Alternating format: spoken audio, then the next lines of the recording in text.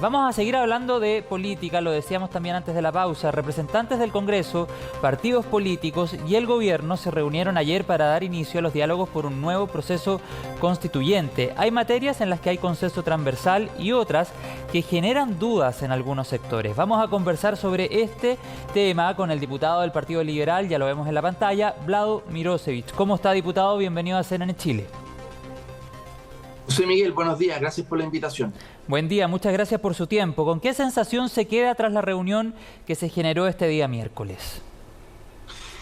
Una muy buena sensación porque la reunión, si bien todavía estamos en cuestiones generales, no hemos entrado aún en detalles que son bien importantes para definir el mecanismo, para darle continuidad al proceso constituyente. Lo que sí puedo decir es que hemos visto de parte de Chile Vamos una buena disposición al diálogo. Entienden que hay una fractura constitucional en Chile, es decir, después del estallido, luego se ha instalado un cierto consenso de que la Constitución vigente no puede continuar, y desde ese punto de vista hay conciencia de que lo más sano para la estabilidad del país es reducir la incertidumbre al máximo posible y avanzar en un nuevo pacto social. Lo que fue rechazado el domingo fue un texto en concreto, un texto en particular, pero eso no significa que sea rechazado la esperanza de una nueva constitución en Chile. De hecho, muchos de los votantes del rechazo lo hicieron pensando en que el proceso continuaba, ¿no? Y hasta el minuto hemos visto una muy buena disposición de parte de ellos para que el proceso continúe. ¿Diputado? Con excepción, claro, del Partido Republicano, pero más allá de ellos, todo el resto estamos bastante de acuerdo en esto. Diputado, para explicarle a la audiencia, ¿qué sigue ahora? Ustedes tienen un nuevo encuentro el día lunes. ¿Cuál es lo que se espera poder poner sobre la mesa durante el día lunes?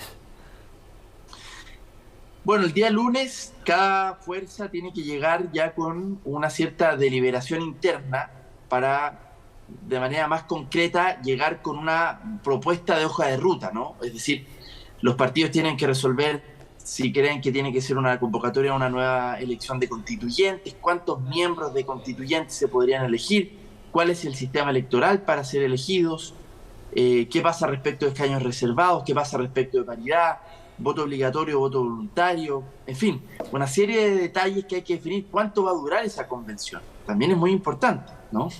¿Cuáles serían los quórum de aprobación del texto?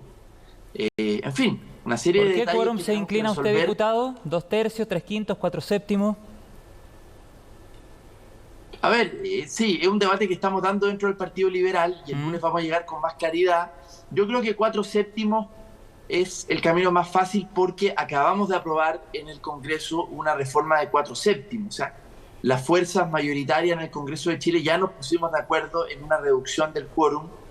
No recuerdo si fue unánime, pero diría que fue casi unánime, ¿ah? O sea, estamos hablando de algo muy, muy, muy mayoritario, reducir de 2 tercios a 4/7 los quórum de la actual Constitución. Por lo tanto, me parece que puede ser interesante mantener eso, 4/7, ¿no?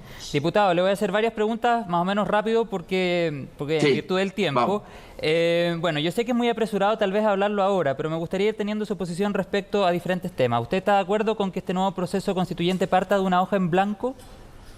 Sí, absolutamente. Tiene que partir de una hoja en blanco, teniendo en cuenta, por supuesto, el trabajo que hizo el proceso constituyente de Michelle Bachelet y de la propuesta constitucional que fue rechazada, que está bien, puede haber sido rechazada, pero tiene contenidos mínimos, medio ambiente, derechos sociales, derechos de las mujeres, descentralización, que son un buen punto de partida, ¿no? Bueno, por otro lado, me imagino que 100% electa y paritaria. Por otro lado... Sí, absolutamente. Claro, me imagino que esa iba a ser su posición. Por otro lado, preguntarle qué lugar le damos a los pueblos originarios en un nuevo proceso constituyente. ¿Escaños reservados igual que en el proceso anterior o verlo desde otra arista? Yo creo que sí, yo creo que escaños reservados. Y ahí, claro, creo que ese punto en particular va a ser el que genere probablemente menos consenso y tendremos que discutir cuál es el mecanismo para los escaños reservados. O sea, algunos dicen poniendo un piso mínimo de votación. Bueno, es parte del debate que está abierto todavía. Ya, y por otro lado también preguntarle qué rol le damos a los expertos, y se lo pregunto particularmente por un consejo, una recomendación que entregaba el expresidente Ricardo Lagos, recordando, por ejemplo, lo que sucedió en el proceso constituyente de 1925. De hecho, el expresidente Ricardo Lagos recordaba la figura del expresidente Arturo Alessandri Palma, el León de Tarapacá, al referirse que en este proceso en el que se formaba una convención o una asamblea, los expertos se adelantaron trabajo. Particularmente, y sé que es muy apresurado, pero me gustaría tener su posición. ¿Qué cree usted debe ser el rol que deben jugar los expertos en este nuevo proceso? Sí, bueno, en particular esto tiene que sancionarlo el Partido Liberal, ¿no? Mi partido. Sí, pero le pregunto a usted como parlamentario, su opinión. Que hemos tenido, sí, mi opinión personal, un debate previo que hemos tenido, yo creo que tiene que existir una comisión de expertos y expertas que no tengan un poder vinculante porque no han sido electos democráticamente, pero sí que recomienden y que acompañen todo el proceso de inicio a fin de la convención. Nosotros estamos de acuerdo con un consejo paralelo de compañía del órgano electo democráticamente, ¿no? Esa es nuestra posición primaria. ¿Y qué le parece, por ejemplo, que el propio presidente Ricardo Lagos u otras figuras políticas históricas estén poniéndose a disposición de este nuevo proceso constituyente? De hecho, el expresidente Ricardo Lagos decía, si a mí me lo solicitan, yo puedo colaborar. Bueno, sí, es algo que hay que evaluar, ¿no? En su momento debiese ser un organismo que sea, bueno, por supuesto designado, ¿no? No pueden ser electos los expertos, pero sí que sean designados con la mayor amplitud posible, porque los expertos también tienen una cierta mirada de la sociedad, no son 100% neutrales, lo sabemos, pero se requiere, por ejemplo, que las universidades, el Consejo de Rectores, por ejemplo, podrían recomendar nombres. En fin, hay varios mecanismos desde donde pueden surgir una serie de expertos y de expertas que estén participando. Yo creo que le hacen bien al proceso. Me parece que también hay una demanda ciudadana porque estén presentes. Diputado, pero particularmente la figura del presidente Lagos. Le pregunto particularmente por la figura... Es algo que se tiene que discutir. Sí, me parece que es algo que se tiene que discutir. Ya, ¿usted cree que podría ser una posibilidad entonces? Sí, él y muchos más, ¿no? Me parece bien también. La figura de Michelle Bachelet también puede ser un rostro, en fin. Sí, a propósito de que vuelve a Chile la exmandataria. Claro, y ella tuvo también una experiencia de proceso constituyente, ¿no? En su gobierno, que tuvo como producto un texto que a mí me parece que puede ser un buen punto de partida también, ¿no? Ambos textos tienen que ser un punto de partida, el de Michelle Bachelet del 2018 y 2017, sí, y el de la convención reciente, que, como digo, bueno, está bien, fue rechazado, pero no es que haya sido rechazado todo su contenido, ¿no? Hay contenidos que ya son ciertos consensos en la sociedad chilena y que es lo que podemos concluir que fue una ganancia para la democracia chilena después de todo este proceso. O sea, hay ciertos contenidos los cuales ya hoy día son un piso común que incluso la campaña del rechazo reconocía como propio. Derechos sociales, paridad, claro, descentralización, en fin. Sí, diputado, ¿y usted en ese sentido tiene conocimiento de que si es que efectivamente existe interés de la expresidenta Bachelet de poder colaborar en este nuevo proceso constituyente? No tengo ningún conocimiento. Yo solo por eso digo, estamos en un proceso, en una etapa muy especulativa. Primero las fuerzas políticas, los partidos tenemos que ponernos de acuerdo en este órgano electo, 100% electo, y además un comité de expertos que acompañe, ojalá, a mí me parece que eso sería virtuoso, ambas cosas. Y ahí, claro, en la especulación de quién podría estar en ese comité de expertos, yo digo, simplemente doy su nombre, pero no es que tenga ninguna información, ¿no? Pero hay que discutirlo, igual como lo del presidente Lagos. Diputado, con presencia de independientes, me imagino usted se inclina, al igual que muchos otros actores políticos, pero con lista de independientes, no. Para serle honesto, no me inclino porque haya listas de independientes, porque... Pero presencia de independientes sin listas. O sea, claro, los independientes tienen que participar sin privilegios, de la misma manera que participan en cualquier elección en cualquier parte del mundo. En Chile, cuando se creó las listas de independientes, fue algo bastante anómalo. No hay otra democracia en el mundo en donde los independientes puedan construir listas. ¿Por qué? Porque aquellas listas se supone que reúne a la gente con ideas comunes. Y la gente que tiene ideas comunes se llaman, en las democracias liberales, partidos políticos. Entonces, no es, me parece, y claro, esa vez lo aprobamos de manera excepcional porque había en la sociedad chilena un impulso muy grande hacia el mundo independiente, que creo que hoy día, después de ver la experiencia de la Convención Constitucional, no está la misma demanda. Pero además hay que reconocer de que eso no funcionó bien. ¿Por qué? Porque listas de independientes que se supone reunían a gente con ideas comunes terminaron demostrando que no reunían a gente con ideas comunes, porque tenían ideas distintas. Cuando llegaron a la convención, muchos de ellos votaron de manera muy distinta. Entonces, y la gente que votó por listas de independientes no tenía certeza total de qué ideas iban a defender esas listas de independientes. Oiga, diputado. Entonces, creo que es un espejismo que puede ser peligroso para la democracia. Diputado, y a estas alturas, ¿qué tan redundante es, y uso una palabra que utilizó el presidente Boric en su minuto, un plebiscito de entrada? Sí, perdón, solo para terminar lo anterior. Sí. Independientes tienen que haber, pero en las listas de partidos, para que cada cual sepa que si voto por este independiente suscrito a un partido, está suscrito al menos a una cierta corriente de opinión, ¿no? Puedo saber si es centro-izquierda, ultraderecha, porque en los independientes había de todo, había desde la ultraizquierda. Usted dice para saber, tener más certeza de... Claro, usted dice para tener más certeza de los temas que defenderían. Sí, porque es una categoría demasiado general el ser independiente, cabe de todo, ¿no?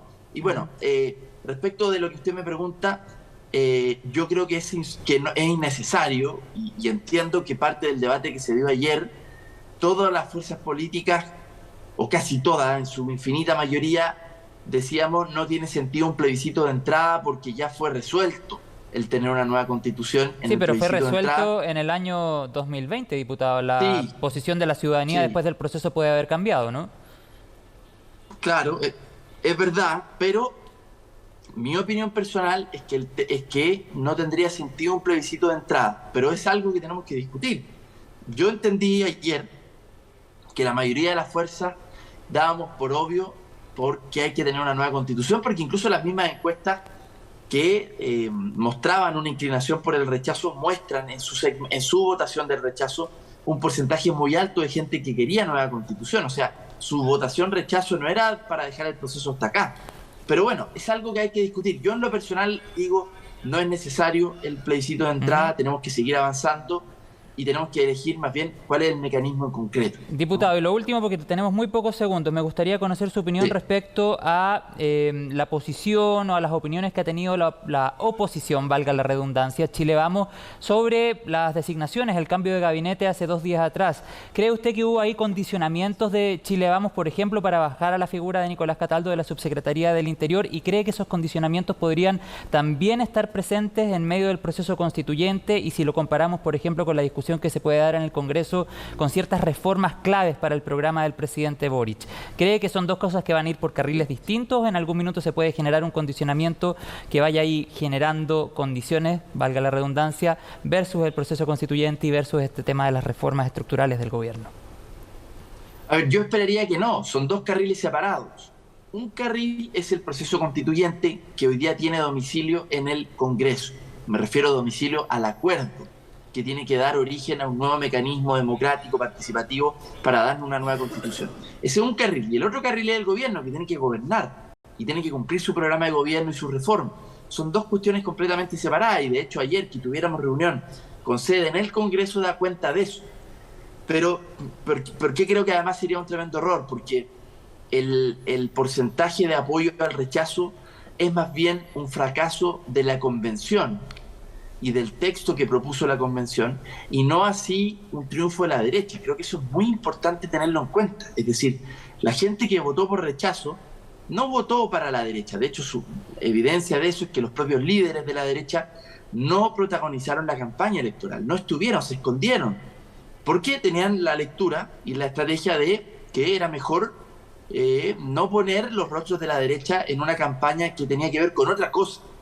Y claro, lo que ganó entonces fue el rechazo al trabajo de la convención, pero en ningún caso lo pueden leer como que haya ganado la derecha, ni mucho menos esas ideas que hoy día, por ejemplo, van a estar en discusión sobre reforma tributaria, sobre otro tipo de reformas estructurales, de pensiones.